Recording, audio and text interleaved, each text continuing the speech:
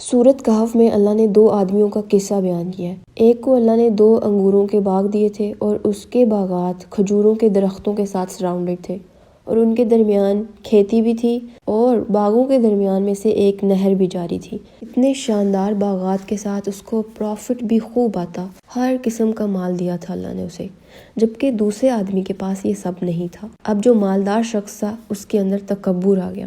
وہ اپنے ساتھی سے کہنے لگا کہ میں تم سے زیادہ مالدار ہوں اور میں نفری میں بھی تم سے زیادہ ہوں، یعنی میرے چاہنے والے بھی زیادہ ہیں۔ تو مال اور نفری کی کثرت انٹر لنکڈ ہے۔ جب مال آتا ہے تو پھر چاہنے والے بھی بہت ہو جاتے ہیں۔ پھر کہنے لگا کہ مجھے نہیں لگتا کہ میرا مال، میرا باغ کبھی تباہ ہوگا اور قیامت کبھی آنے والی ہے، اور چلو اگر آ بھی گئی قیامت تو مجھے اللہ نے ادھر اتنا دیا ہے تو وہاں مجھے اس سے بھی بہتر عطا کرے گا۔ میجورٹی کی نفسیات یہی ہے کہ اللہ نے اگر ہمیں بہت دیا ہے تو اللہ ہم سے بہت راضی ہے، حالانکہ اللہ نے اپنے نافرمان بندوں کو بھی بہت دنیا دے رکھی ہے۔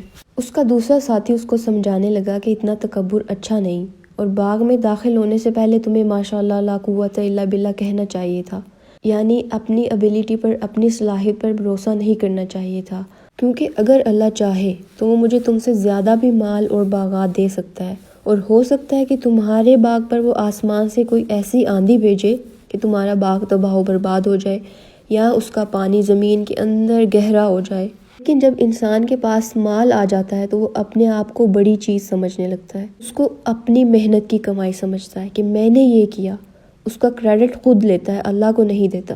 اب وہی ہوا، باغ کا سارا پھل مارا گیا۔ اس نے اپنے باغ میں جو انویسٹمنٹ کی تھی وہ ساری کی ساری ضائع ہوگی اور وہ حسرتیں کرتا رہ گیا۔